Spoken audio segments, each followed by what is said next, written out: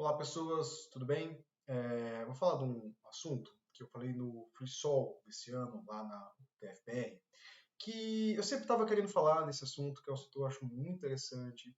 Eu quero juntar tudo que eu sei de eventos com o que eu aprendi em modelagem, falar num tema que não se fala tanto, que é modelagem de sistemas baseados em eventos. Então, vamos começar. O que eu quero falar aqui, ele está basicamente estruturado em quatro partes, né? Vou começar primeiro por que sistemas baseados em eventos? Por que a gente precisa pensar nesse tipo de sistemas? Depois eu vou falar um pouco de modelagem de sistemas, assim, por que a gente precisa modelar sistemas, né? E aí, por fim, assim, no tópico, eu vou chegar a falar como a gente modela esses tipos de sistemas, né? E depois, a finalizar, eu vou falar um pouco de projetos open source que podem tanto te ajudar quanto você trabalhar, o que você pode fazer nesse tipo de sistemas, né? Então, vamos lá, né? Vamos começar respondendo por que sistemas baseados em eventos. Porque eu preciso deles, porque eles são legais, porque eles são bons, né? Bom, vamos pensar numa API, né? Vamos pensar numa API. Tem uma API lá, uma API de uma loja de compras, ela está consumindo vários tipos de APIs. Então, eu tenho a API de carrinho, a API de carrinho finaliza a compra. Quando ela finaliza a compra, o que ela precisa de fazer? Precisa chamar vários outros serviços, né? Um desses serviços pode ser de nota fiscal, pode ser de logística, pode ser vários outros serviços. Então, ela vai acabar dependendo de todas as APIs que ela chama.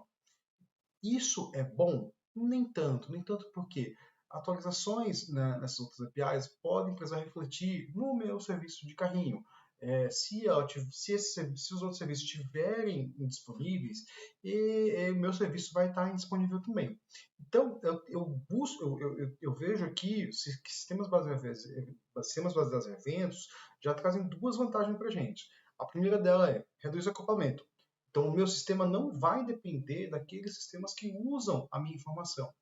E a segunda vantagem é que eu aumento a disponibilidade. Porque se o meu segundo sistema está indisponível, o meu sistema não está. Logo, ele tem uma vantagem aí, né? Então, a gente tem isso aqui. Ele reduz a dependência dos sistemas. Né? Sistemas baseados em eventos eles são menos dependentes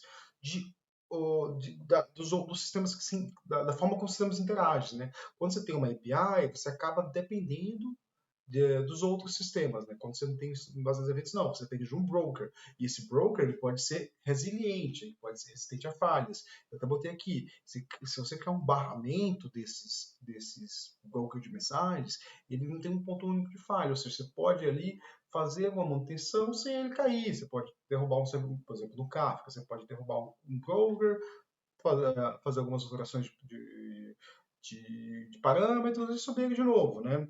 Então ele não tem um ponto único de falha, né? E outra vantagem também é que o processamento ele pode ser assíncrono. Com o processamento assíncrono você ganha tempo de resposta para o usuário final, né? E aí a gente para assim, pô, e o que é modelagem de sistemas, né? Segunda resposta. O que é modelagem de sistemas? Bom, para responder isso, eu preciso usar um termo chamado Domain Driven Design. Domain Driven Design é um livro do autor chama-se Eric Evans. O livro já tem um bom tempo de estrada aí, que ele tem algumas práticas lá, né? A prática que eu acho mais importante na modelagem de sistemas é a chamada linguagem onipresente, ou linguagem ubíqua, que fala lá, né? O que é a linguagem ubíqua? A linguagem ubíqua é você começar a discutir com todos os times envolvidos naquele software, e você começa a criar uma linguagem universal, né? Então, por exemplo, imagina que eu tenho uma loja online de vendas. Eu começo a falar assim, o que é carrinho? A pessoa vai adicionando a compra dele ali na compra, aí você bota o termo carrinho. Carrinho começa a fazer parte da linguagem onipresente. E aí você começa a usar esses termos em todos os contextos de desenvolvimento de software, né? Então a linguagem Umbrica ela acaba gerando um modelo de software, né? O modelo ele é o conhecimento da linguagem Umbrícola destilado. Então assim, a primeira coisa que você tem que pensar quando vai modelar o software é conversar. Pede para as pessoas te explicarem as coisas. Então, tipo, você está lá com o PO, me explica a coisa. Ou o próprio PO, tipo, vai lá com com a pessoa que entende daquele domínio lá, domínio, e falar assim, ó, me explica o que funciona isso. E aí você vai pegando esses sistemas e montando esse modelo. E o ideal, quando você vai modelar sistemas, é que você use a linguagem do negócio para descrever as funcionalidades, né? Então, por exemplo, criar usuário, você pode usar esse termo, ó, eu vou criar um usuário, vou criar um cliente, né, da loja, ou sei lá, vou adicionar um usuário novo, esse usuário ele é um fornecedor, ou você vai criando esse modelo que vai ser universal em todo o ambiente do software, né? E eu até botei aqui, o modelo ele é o conhecimento do domínio destilado, né? Então eu trabalho esse conhecimento, eu modelo, eu trabalho ele até ter ele de uma forma bem concisa e estável, né? O modelo ele vai evoluindo com a evolução do software, ele não é estático, ele vai evoluindo. E o código ele surge através desse modelo e ele tem que refletir esse modelo.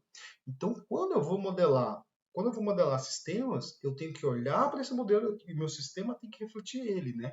A gente, como desenvolvedor, muitas vezes tenta botar coisas que não fazem parte do modelo, né? Eu sempre falo do tal do TO, do VO. Você acaba usando esses termos para referir como coisas de modelo. Na verdade, assim, você pode usar, fica à sua vontade. Eu não uso, né? Eu uso isso como um conceito, como um tipo, né? E aí eu vou chegar aqui nos building blocks, né? Os building blocks do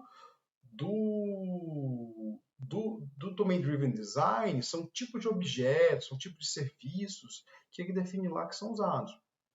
E é interessante que você, às vezes, não precisa criar esse build block com nome, né? Então, com um nome, por exemplo, quando você cria o usuário, banco de dados, você coloca entidade usuário, você coloca só usuário, né?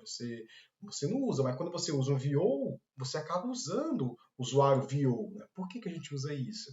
Porque a gente tem essa mentalidade de eu quero que o meu objeto expresse aquilo que está aquilo que é técnico, não aquilo que é do domínio, né? E o domínio do design fala o contrário, né? O código tem que expressar o domínio, né? Então, por exemplo, eu sou muito a favor de você começar a usar, tipo, o que cada objeto é. Por exemplo, nos projetos que eu trabalho, tem esse API retorna o usuário VO. Não, o que é esse usuário aqui? Ele é um... Ele está retornando o quê? Tá retornando, eu fiz uma busca de usuário, então o resultado de busca de usuários, né? Tem vários usuários ali dentro. Ou foi um usuário criado, então usuário criado, desculpa, usuário criado, resposta, usuário criado, resposta, response. Se é uma requisição de criar usuário, criar usuário, request. Então sempre acabo usando o request response no final, eu acabo usando o response tem em todos eles. Quando eu estou trabalhando com HTTP, eu sei, todo o meu endpoint vai receber um request e vai retornar um response. Isso é de praxe para mim. Por quê? Porque isso é o que você é a maneira mais fácil de você definir no seu código aquilo que está no modelo. E aí você pode escrever lá o que você quer, né? Tipo, e o ideal é que aquele objeto reflita o que está acontecendo na realidade, né? E aí vamos voltar aos build blocks aqui. Você tem um objeto de valor, você tem um agregado, você tem os serviços e repositórios. Alguns nomes aí, se você trabalha com web, vai parecer bem similares ao que você já tem. Mas o livro falta uma coisa lá. Ele não define eventos, né? Eventos ou mensagens. Ele não define isso. Então, o que seriam eventos, né? E se a gente pudesse modelar um tipo de evento? Eu vou falar um pouco ainda do tipo de eventos aqui, né? Mas vamos voltar a gente como modelar, porque a gente está falando de modelagem, né? Então, toda vez que a gente vai modelar o sistema, a gente começa a pensar nos processos. Aí chega o PO lá, a gente tem que fazer aqui o fluxo de criação de usuário, ou o fluxo de compra, blá, e a gente começa a pensar assim, poxa, e bota tudo como síncrono, né? Isso é muito comum, assim, botar tudo como síncrono, porque é a maneira mais fácil de pensar. Eu penso assim, depois de terminar a compra, eu vou e disparo a logística, depois eu disparo a nota fiscal, depois eu faço não sei o quê. Só que precisa tudo ser síncrono? A pergunta que eu faria é assim, quais são as maneiras que esses sistemas podem se comunicar? Síncrono é a única forma? A resposta é não. Eu posso me comunicar por chamadas de APIs, eu posso me comunicar por bibliotecas, eles não precisam ser síncronos algumas. Uma chamada de API pode ser assíncrona, ela só pode retornar ok, concluído, mas eu também posso botar eventos, e os eventos serem processados assincronamente, né? Tá, e se eu pensasse nesses processos assíncronos? E se você chegasse ali, quando estivesse trabalhando com o seu PO, e falasse assim, então, isso aqui precisa ser feito agora? Ou posso fazer depois? Isso aqui tem que ser síncrono, pode não ser síncrono.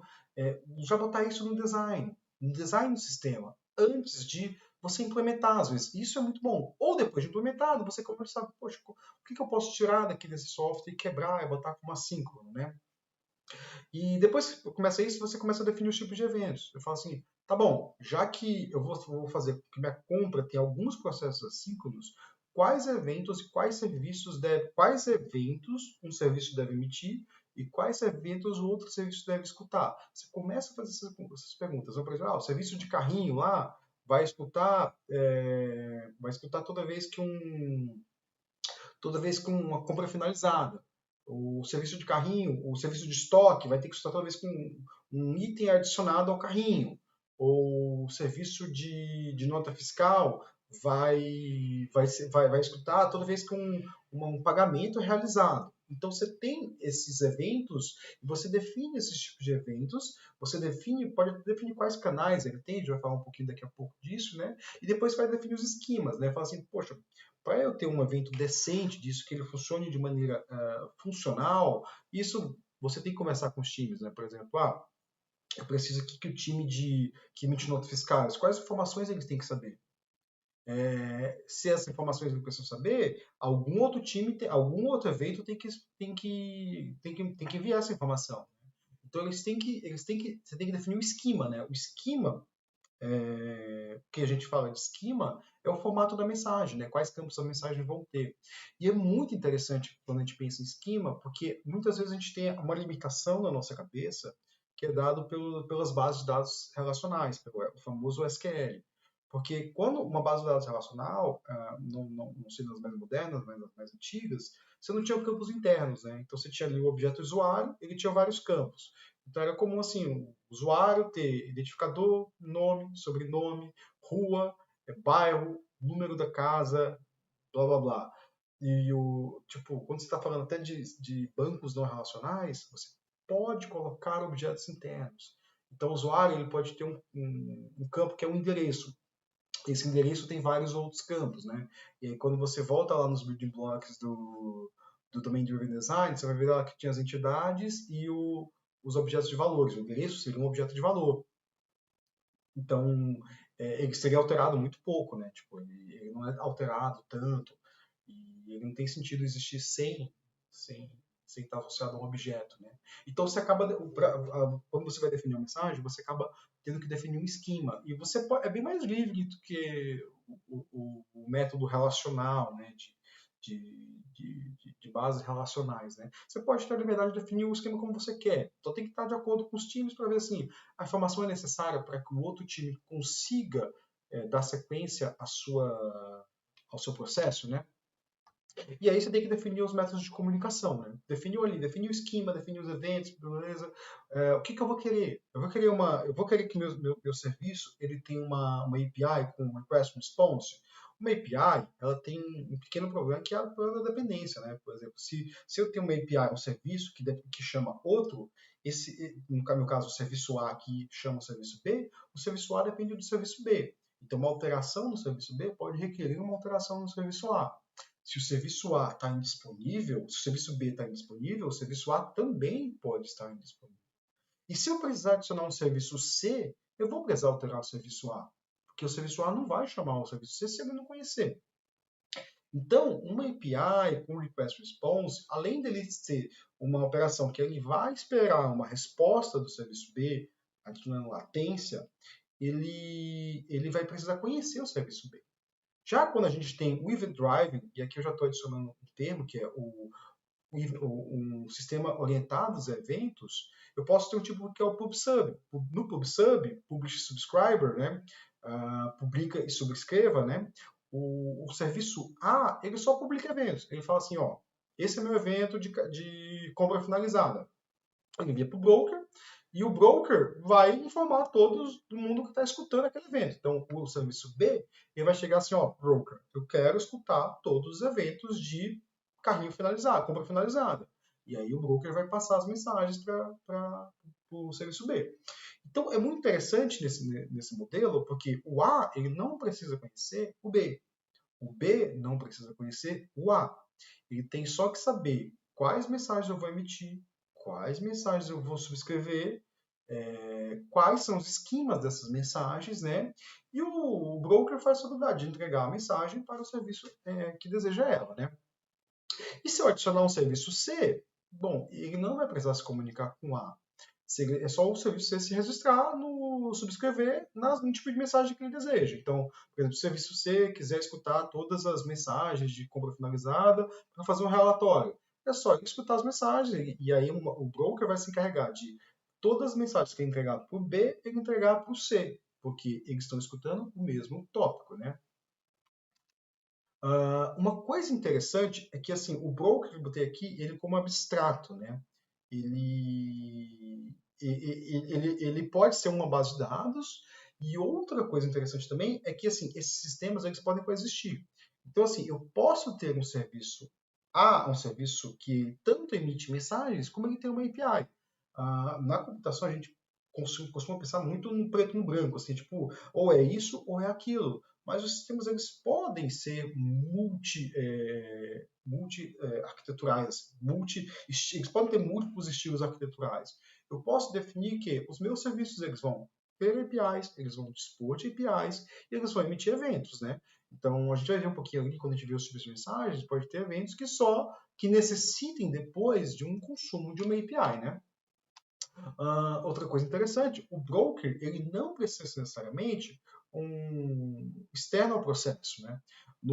Se a gente for ver, por exemplo, a servidor de aplicação do Java, né?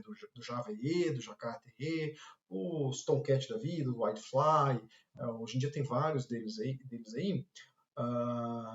Quarkus, você tinha um tipo de evento que era o evento CDI, que você podia fazer essa implementação dentro do mesmo processo. Então você podia ter o serviço A rodando ali, o serviço B rodando ali, e os dois se comunicando através de uma troca de mensagens dentro do mesmo processo. Isso é muito interessante e é muito útil para a evolução de sistemas. Então, assim, eu tenho um monolito ali que ele está funcionando, eu quero quebrar ele e se comunicar por eventos. Por que você não começa quebrando dentro do monolito, adiciona os eventos CDIs, depois você sobe um outro serviço e, em vez de comunicar pelo CDI, você bota para se comunicar por um RabbitMQ, por um Kafka, e depois você pega e mata dentro do serviço original aquele serviço que estava consumindo mensagens. Você pode fazer uma evolução dessa lenta, separando os códigos, quebrando. Tudo isso pode ser feito de forma lenta e estável, né? Então, agora voltando a uma pergunta aqui, tipo, que a gente falou de definir os processos. A gente definiu, tipo, o esquema das mensagens, blá, blá, e agora vamos desenhar o processo. A gente pode desenhar um processo orientado a eventos. A gente pode usar o que muitas vezes a gente, quando vai desenhar processos em computação, a gente usa o ML. O ML é bom, eu uso ele às vezes, mas às vezes eu gosto de usar o BPMN, Business Process Modeling Notation. O BPMN ele é muito bom para modelar sistemas orientados a eventos, né? Aqui, por exemplo, eu fiz um pequeno experimento aqui tentando modelar uma compra finalizada. Não é lá melhor definição, o melhor dos melhores diagramas, mas aqui eu consegui botar a compra finalizada, vai disparar a reserva de produto, depois vai ter uma decisão aqui, tem um produto no estoque, se tiver, envia um e-mail, se não tiver, envia um e-mail avisando o usuário que ele comprou um produto que não tem, se tiver, realiza o pagamento, foi realizado? Não, envia um e-mail dizendo que não foi possível realizar o pagamento, se sim, envia para a logística. Então a gente só modelou o negócio aqui usando o BPMN, né? E aí qual que é o próximo passo? O próximo passo eu posso definir assim, poxa, cada caixinha dessa pode ser um sistema independente. E eles vão se comunicar por eventos. Então, por exemplo, quando a compra é finalizada, o serviço de carrinho emite uma mensagem, compra finalizada. Então, o serviço de estoque, que seria esse reserva produto, vai escutar isso e vai realizar o fluxo de reserva de estoque lá. E aí sim por diante. Então, cada processo independente vai ter mensagens de saída e mensagens de entrada. Você pode modelar isso como você quiser, como seu software quiser. Outra coisa interessante aqui, se isso estiver independente, você pode escalar cada caixinha de forma independente. Então, imagina que você está numa Black Friday lá. O que é importante na Black Friday? É emitir nota fiscal ou é vender? É vender. Então, assim, eu vendi tipo tudo. Vou ter uma venda muito maior. Então, assim, a nota fiscal, ela tem que ser emitida na hora da venda ou não pode ser emitida sincronamente? É uma questão que a gente pode perguntar para o time de produto. E aí, por exemplo, realizei a venda. Realizei a venda, tá bom. Então, a nota fiscal, o serviço de nota fiscal, eu não preciso escalar. Ele está ali, está processando as mensagens. Ele vai demorar, sei lá, 2 dias para processar todas as mensagens da Black Friday. Beleza, mas assim, tipo, você pode até aumentar escalar um pouco, vai demorar 10 horas para processar a mensagem do Black Friday. O usuário não vai se incomodar com isso, ele vai só se incomodar com o quê? Poxa, não consegui realizar minha compra. E isso vai incomodar. Até porque existe uma outra questão quando você tem uma loja online. O que o usuário quer? Ele quer comprar e receber. Então, assim, a entrega vai naturalmente demorar. Agora, o que precisa acontecer é que na hora que entregar, o processo todo esteja finalizado. Então, assim, se o processo de entregar dura 1, 2 dias, eu tenho 1, 2 dias para realizar várias operações que podem ser feitas assincronamente. Então, cada caixinha pode ser um processo. Não implica que esse processo pode estar pode estar em processos separados, né? Eu estou falando de processo de software e processo de negócios, né? Os processos de negócios podem ser processos de software separados, mas eles podem ter no mesmo. Então, assim, você pode ter, por evento CDI, como eu já falei, né? Eu sempre tenho que mapear as mensagens de entrada e as mensagens de saída. E os processos que são independentes e são assíncronos. Quando você trabalha com eventos, sempre são independentes e sempre são assíncronos, né? E agora voltando lá, que eu tinha falado, dos tipos de eventos, né? A gente pode se perguntar também que tipo de eventos nós podemos ter. Então, tem um evento comum, né? Que tipo, é um evento que é usuário criado. Pô, usuário criado é um evento, né? Agora, se eu estiver trabalhando com um sistema que gera relatórios, vamos botar assim, eu tenho 2 eventos lá, um gerar relatório e o relatório gerado, né? Então, gerar relatório, ele é um evento? Não, ele é um comando, né? Eu estou falando que aquilo é um comando. Então, eu posso botar comando gerar relatório. É um evento. E agora, imagina que eu estou no sistema de nota fiscal. Quando ele emite a nota fiscal, ele vai pegar todos os dados da nota fiscal, botar no evento chamado nota fiscal e enviar esse evento. Isso é um evento? Não, isso não é um evento. Isso é um comando? Não, não é um comando. Isso é o quê? Isso é um documento. Está ali no meu broker um documento que é a nota fiscal. Quem precisa da nota fiscal, sei lá, o serviço de e-mail pode ler essa nota fiscal e enviar o e-mail. Beleza? E ele vai saber todos os dados da nota fiscal. Esse evento, ele é único, ele é imutável. E os eventos eles podem ter vários tipos de eventos também desse tipo de evento. Esses nomes que eu estou usando aqui, eu mesmo defini e eu busquei os que existem e podem ser que existam mais, né? Mas falando de tipos de evento, assim, se eu botar o usuário criado ele pode ser 2 tipos, um evento. Ele pode ser um evento de notificação, eu boto lá, usuário criado, eu só boto ID 1. Então, todos vocês vão saber assim, opa, foi criado um usuário com o identificador 1. Mas assim, eu não sei nenhum dado desse usuário. E aí, para saber esses dados, eu tenho que consumir uma API. Lembra que eu falei que os sistemas podem ser multi-estilos arquiteturais, pode ter múltiplos estilos arquiteturais? Então, ele pode ser tanto uma API quanto um sistema orientado a evento. Não são exclusivos. Ele pode ter ambos puros, né? Um que é puramente uma API, um que é puramente orientado a evento, mas eles podem ser mistos, né? Ou ele pode ser um usuário criado que envia todos os dados do usuário. Então, assim, quando envia só o identificador, eu costumo chamar de evento de notificação, né? Eu estou enviando um evento de notificação de usuário criado.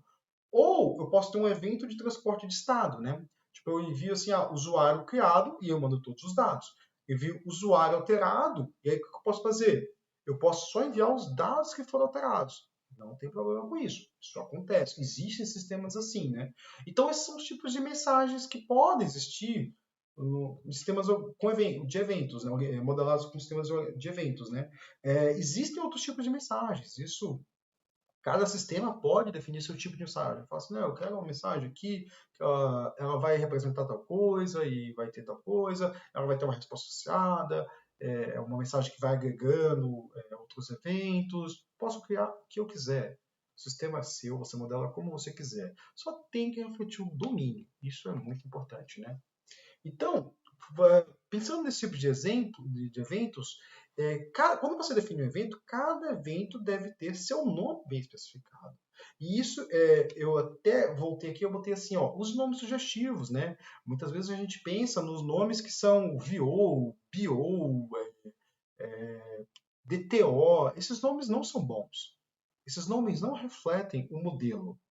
Você pode até usar esse sufixo se você achar que isso é necessário. Eu prefiro usar outros sufixos, né? Eu prefiro usar o sufixo de request, response, outros sufixos. Eles são melhores. Eles são melhores para modelar.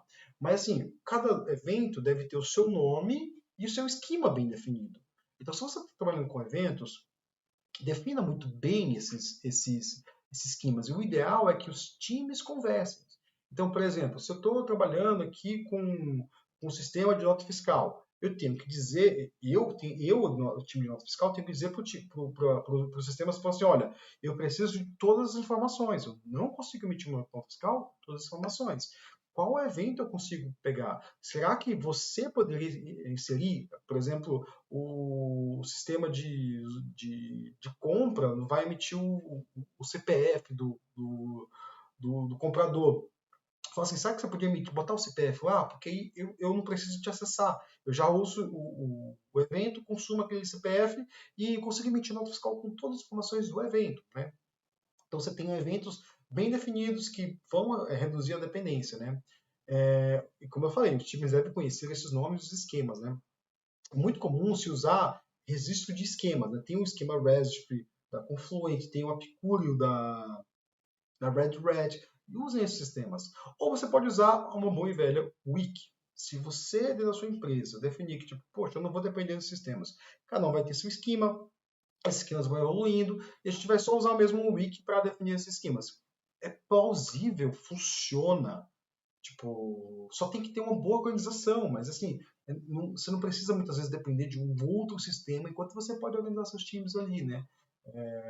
E, por fim, o que eu já falei, use nomes descritivos, né? Eu até estou citando aqui usuário criado, usuário alterado, fechar carrinho, compra finalizada, ou adicionar produto. Se você definir esses eventos bem definidos, com nomes sugestivos, o seu sistema vai ficar muito mais compreensível. Bom, e por fim, você pode documentar esses sistemas, né? Existe um processo em APIs que chama API First. Eu já desenvolvi usando API First, eu acho bem interessante, que você pega, abre um documento chamado Open API, um YAML, e você vai definir, eu tenho esses campos aqui, blá, blá, e aí você conversa com o serviço que você usar. Esses campos são, esse modelo é suficiente? E aí o time fala assim, não, você acaba com dois times negociando através de um documento de uma API, né?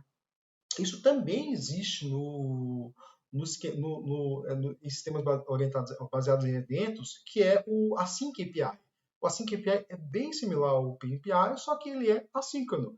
Então você vai definir quais vão ser os canais de comunicação, quais vão ser os esquemas, vai ter quais são as inscrições. Você pode até gerar uma documentação baseada nesse YAML, que eu defendo que seja feito antes de você desenvolver o sistema, né? Então, assim, se você vai passar vamos implementar uma funcionalidade nova que vai envolver 2, 3 times, define esse documento, chega num acordo, e depois cada um emite os eventos e consome os eventos. É muito importante isso, né? E por fim, chegamos ao último ponto, né? Poxa, eu quero trabalhar com isso, tem alguns projetos open source que eu posso me envolver. Eu já citei alguns aqui, né? Por exemplo, eu citei o Async API, que é a documentação do Event Driven. É um projeto legal, deve ter umas issues abertas lá, né? Mas, poxa, eu gosto de umas coisas down, bem baixo nível, assim. O que eu posso trabalhar? Cara, tem um projeto muito interessante chamado Streaming. No Streaming você pode deployar um Kafka com um recurso Kubernetes. O que é isso? É o que eu chamo de Kubernetes Native, de verdade, né? É quando você pega, ao invés de você ir lá subindo pod a pod, Você pega, define um YAML e fala assim, esse é meu cluster Kafka. E você só joga aquele YAML, só dá um apply lá e os times, os operators dos times vai lá e sobe todos, né? Todos os Kafkas, todos os pods, e deployments, e replica sets. Então, assim, esse projeto é open source, esse projeto é muito interessante. Outro projeto é o próprio Kafka. Ou você olhar os outros brokers, né? Tem o RabbitMQ, tem vários brokers aí, tem broker para tudo que é linguagem, né? Se eu não me engano, o RabbitMQ não é em Java, o Kafka é em Scala, e as bibliotecas são em Java, né? E, então você tem vários tipos de sistemas, né, para trabalhar com open source. E eu até joguei algumas ideias aqui, né? Por exemplo, são muitos poucos frameworks de processamentos assíncronos de mensagens, de data stream, low code. Não tem nenhum. Tipo, será que eu poderia criar um framework low code usando Kafka? Interessante isso, né? Ou ferramenta de observabilidade. Pô, como é que faz a observabilidade do Kafka? Ah, você, tipo, não tem ferramenta open source tão boa para isso. Mas você tem que fazer tem que escutar os JMX lá, fazer uns. Pô, não tem uma ferramenta boa para isso? Como é que eu poderia fazer uma ferramenta boa, né? E eu até desenvolvi no meu GitHub, uma vez eu estava precisando, uma ferramenta para ler as mensagens de um broker Kafka, porque eu ficava indo na linha de comando e ficava vendo, né? Aí eu desenvolvi lá o Kafka Tool dentro do meu GitHub lá, que é uma ferramenta de Windows que eu conecto no broker Kafka e eu leio as mensagens que eu quero, né? Eu escuto algum tópico, tem um instalador até. Lá. Ele é bem restrito, porque eu uso o ambiente de desenvolvimento e eu não investi muito tempo nele, mas assim, ele está lá, funciona. Outra coisa, ferramentas de suporte. Esses brokers têm várias operações associadas que muitas vezes não são nem documentadas, né? E aí, como é que faz? Pô, tem uma ferramenta aqui para manter um tópico e que eu preciso fazer multiparticionar ele, eu preciso, tipo, tem vários tipos de operações que podem ser feitas, né, nesses Kafkas, ou manutenção de servidor Kafka. Pois, tem ferramentas que tem um campo muito grande de ferramentas para se criar aqui, né? E é isso, pessoal. Isso é o que eu tinha para falar de modelagem de eventos, de sistemas baseados em eventos, né? Qualquer dúvida aí, manda um tweet para mim, me marca no Twitter, ou entre em contato comigo pelas minhas redes sociais. Eu estou sempre no Twitter ou comenta aqui mesmo. Muito obrigado.